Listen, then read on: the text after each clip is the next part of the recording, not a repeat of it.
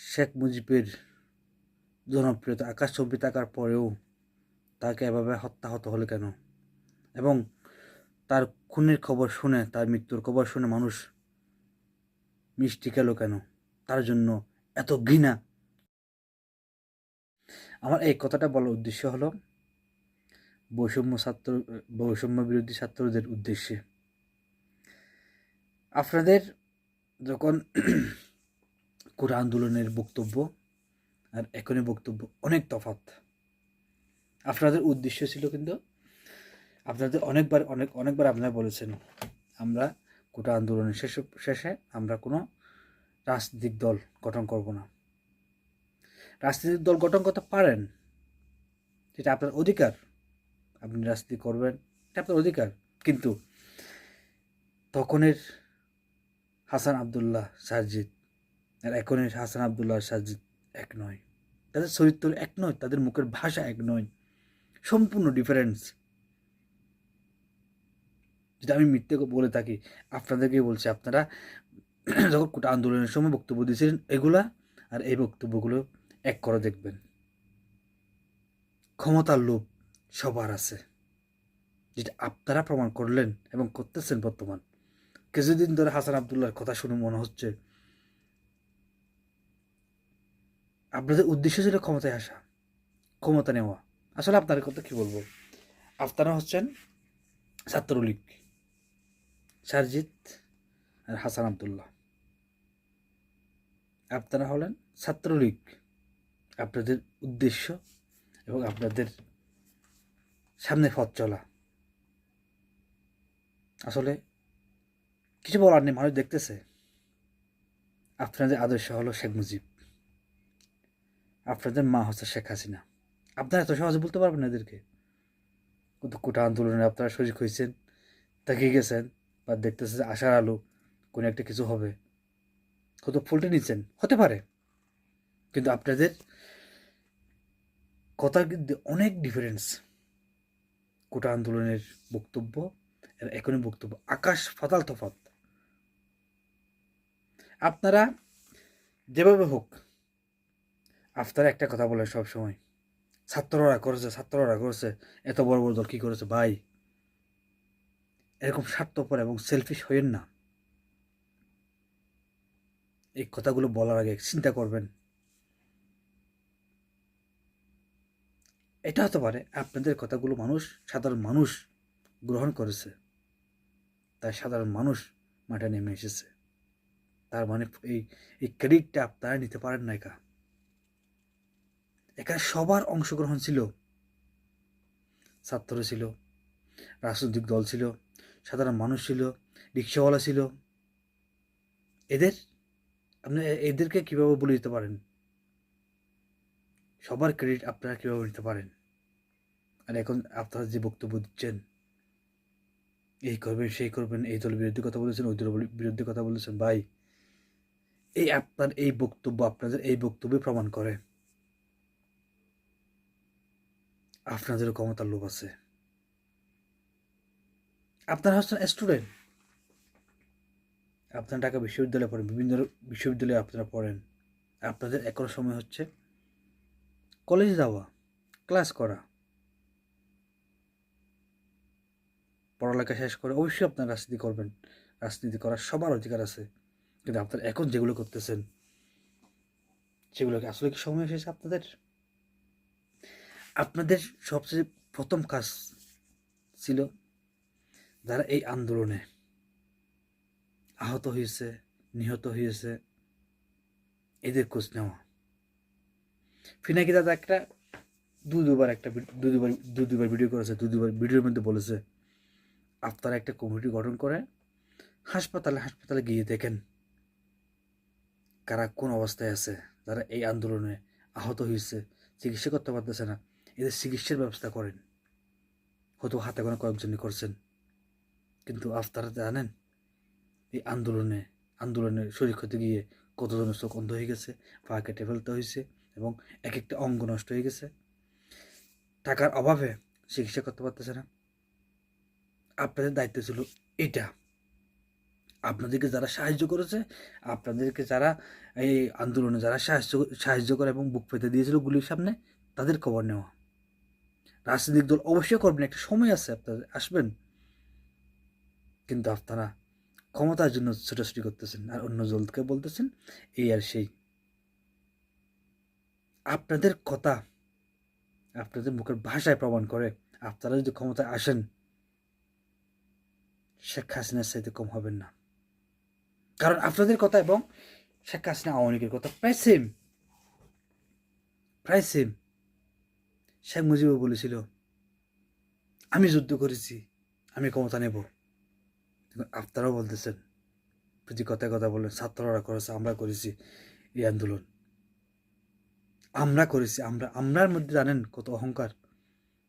তাহলে আপনার মধ্যে শেখ হাসিনা এবং শেখ মুজিবের মধ্যে তফাৎ কি আমাকে একটু দেখাই দেন। কোনো তফাৎ নাই, একই সেম কথা। শেখ হাসিনা যেমন প্রতি কথায় কথা বলে আমার বাবা দেশ স্বাধীন করেছে, তাই আমরা এই দেশ চালাবো।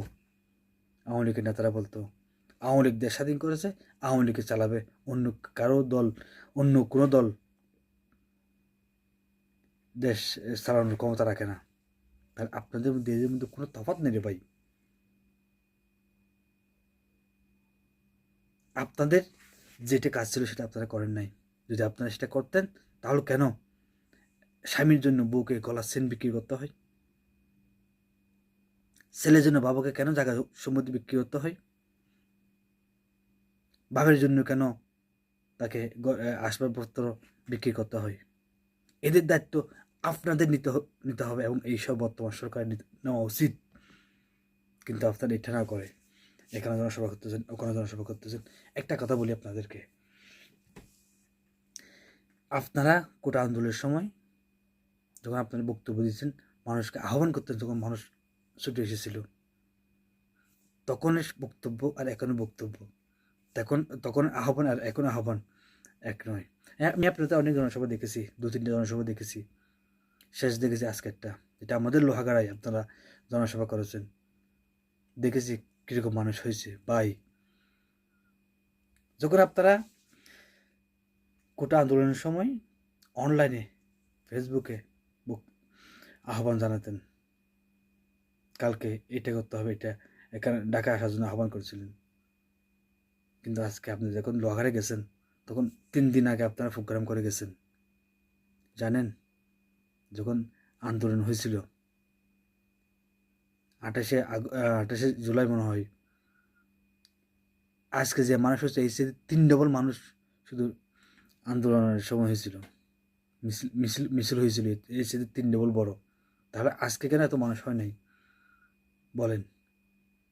রাজনীতি এবং ছাত্র আন্দোলন এক নয়, অনেক অনেক তফাৎ।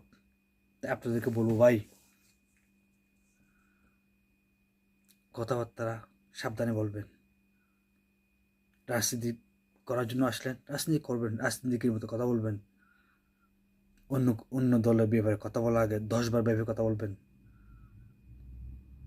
মুখ দিয়ে যা আসছে তাই বলে দিয়েন না।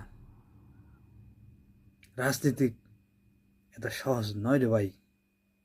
আপনারা অনেক শিক্ষিত মানুষ, বাসিটিতে পড়েন, কিন্তু আপনাদের মুখ থেকে এরকম খারাপ ভাষা আমরা আশা করি না, সাধারণ মানুষ আশা করি না। আপনারা দেশের সম্পদ, আপনারা এই দেশ চালানোর ভবিষ্যৎ। আপনারা যদি দল গঠন করার আগে যদি বেসে যান, তাহলে দাঁড়াতে পারবেন না ভাই। মানুষের ভালোবাসা নিয়েছেন, মানুষের ভালোবাসাটা গ্রহণ করুন। মানুষের ভালোবাসার পরে যদি মানুষ গিনেটা দেখায়, তাহলে বাংলাদেশে বাস আপনাদের জন্য কাল হয়ে যাবে। যেটা শেখ মুজিবকে মানুষ করেছিল, শেখ মুজিবকে যুদ্ধের আগে জান প্রাণ দিয়ে ভালোবাসত শেখ মুজিবকে সাধারণ মানুষ, কিন্তু স্বাধীনের পর শেখ মুজিবকে এমন ঘৃণা করেছে সাধারণ মানুষ, যার মৃত্যুতে 11 জন শুধু জানাজা পড়তে গিয়েছিল।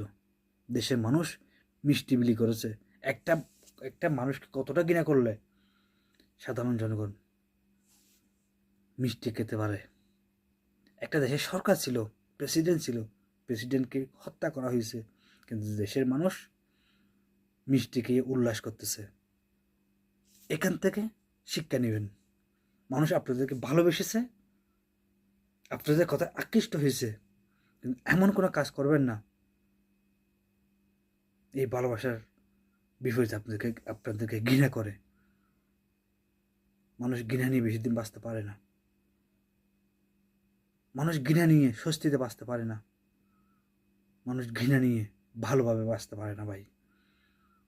তাই রিকোয়েস্ট করব, করেন, দল করেন, সব কিছু করেন। দল করার, রাজনীতি করার অধিকার সবার আছে, আমারও আছে, আপনারও আছে।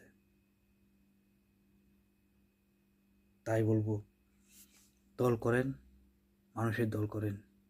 আমাদের সন্দেহ হয় আপনাদেরকে, কারণ আপনার ছাত্রলীগ কোনোভাবেই মানুষের কল্যাণকামী করতে পারে না ভাই।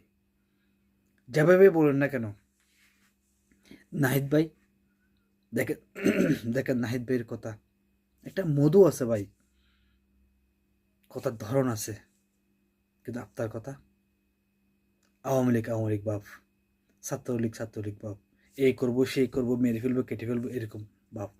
কথা একটা মাধুর্য নাই, কারণ ওই যে ছাত্রলীগ করতেন, সেই স্বভাব এখনো পেলেন নাই।